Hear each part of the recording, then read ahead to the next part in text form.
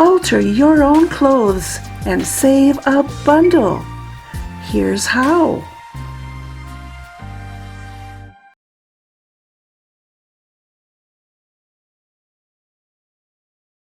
Here's a fun pair of brightly colored maroon pants, and this is our challenge.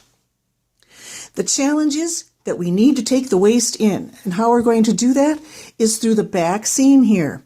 Now, the special part of the challenge is we don't need to take in the entire back seam, just part way, just beyond the belt loop.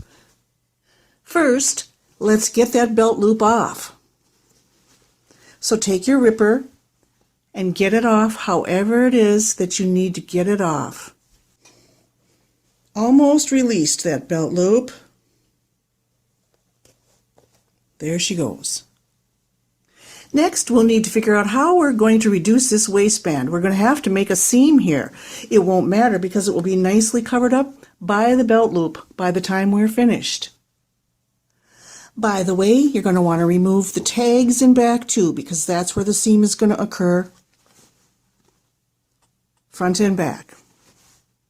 Sometimes the hardest part of the whole job is going to be getting the brand and care tags off. They're sewn on so tightly. And I'm not going to opt to put it back on later. So I'm mentioning it now in case you want to. You do it later when you're finished. I'll try to remember to mention the best time to do it. Take your ruler, line it up with the seam, extend it beyond the waistband, and draw a chalk line.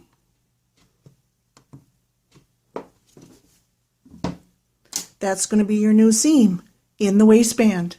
Transfer that chalk mark to the other side. Stick a pin along the line, turn it over, and mark along the way. Release that waistband a good ways from either side of your chalk mark. Oh, a good couple inches.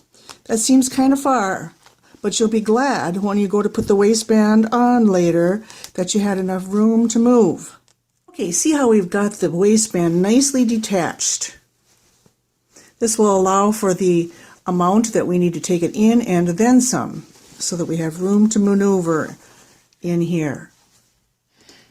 Next thing to do is cut right along those chalk lines.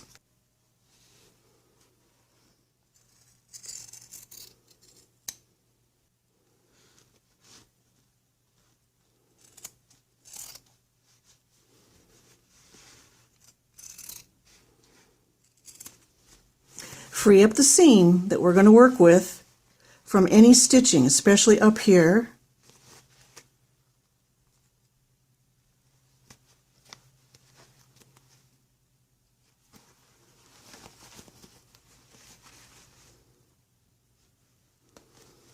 Like so.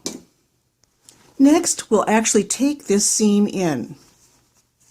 Now turn the pants inside out with one leg inside the other, so that it will be easy to access this seam. Here's what I've chalk marked, very little going into the seam part of the pants. It's the waistband that's going to be taken in rather majorly. So I determined at her fitting that she needed a nice slant from the top of the waistband to the bottom of this rather wide waistband. And then here's where it will meet up at the pants. Okay? So I'm going to transfer this marking over here. Then we'll be ready to sew. I won't actually mark on the other side. I don't need to. This is the side that's going to be facing me when I sew. I'll pin it and sew it. Take this to the machine now. Run a fairly tight stitch, medium stitch, for security all along here. Already stitched, and now I want to take out this little bit of old stitching. And by the way, I stitched twice for security. Usually you can rip these out easily, these chain stitches, by having the seam facing upwards, nicking it with the seam ripper, and then you can kind of just pull on it and it will just rip right out. Sometimes it takes a little doing to get that started, but try it. You're going to like it. Pull it until it stops, which is at the reinforcement of where I stopped and met with the original seam. Then simply clip it.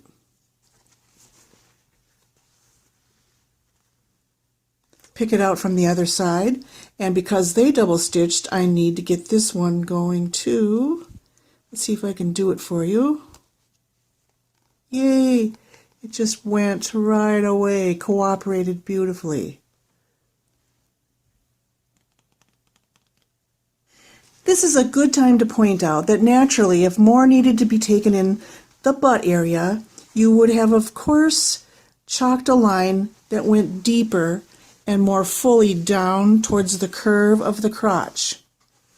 So just know, at your fitting, you determine really what all needs to be coming in or letting out, but in the case of these kinds of pants, you really cannot let out. So just know that. So here we are. We have to get these two parts together, and then eventually we have to get these two parts together. And then there will be a couple of steps after that too. But for now, let's get these two married up and follow your chalk line here. Wrestle them together.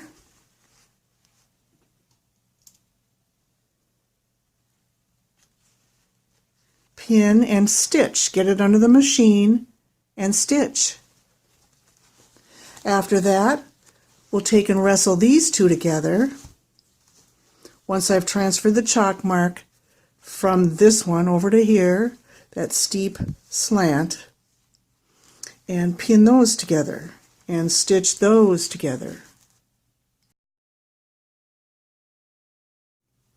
Looks awkward, but once you've sewn those two areas, which are the waistband facing and the waistband, simply flip them into shape,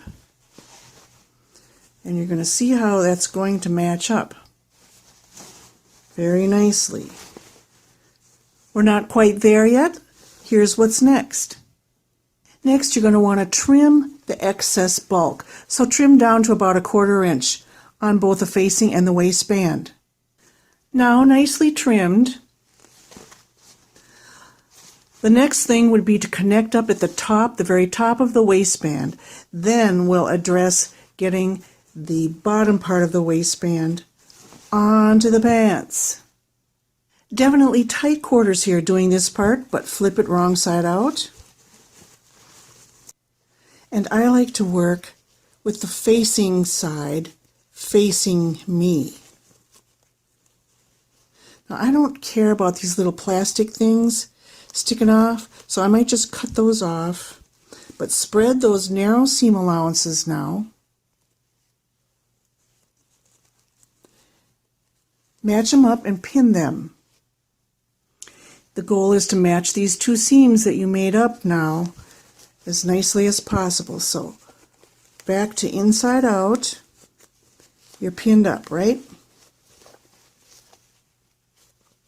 And here's when I wish I had ripped out a little more on the sides here because I just can't get in here enough.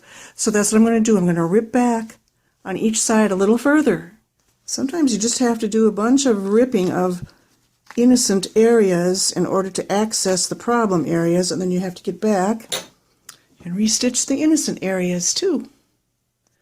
I'm going to be stitching just a short ways from here to here. And yes, I had to rip out quite a ways just to be able to get my hands in here, and this turned wrong side out, and then we're going to have a nice result when we're finished.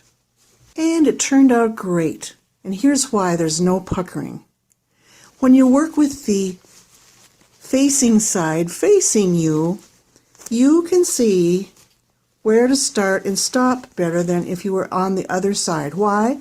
Because of this stitching where it ends makes kind of a little ridge that you can feel and see where it ends right here, and then you have the area to stitch.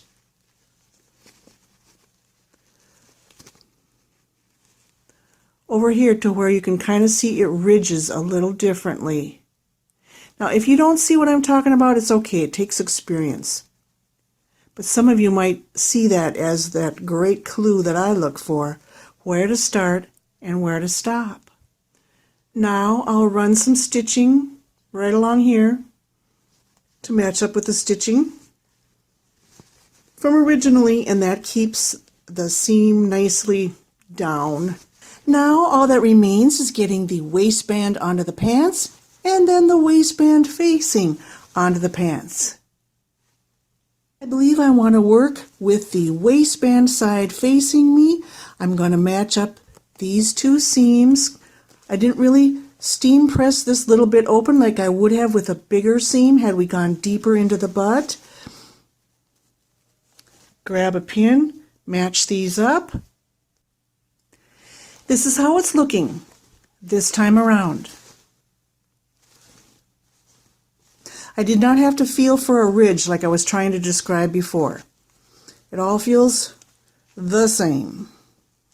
It's all working out great. There may be just the slightest crimp right here, but because I'm going to be stitching in the ditch here pretty soon and placing this belt loop back on, I don't think it's going to show.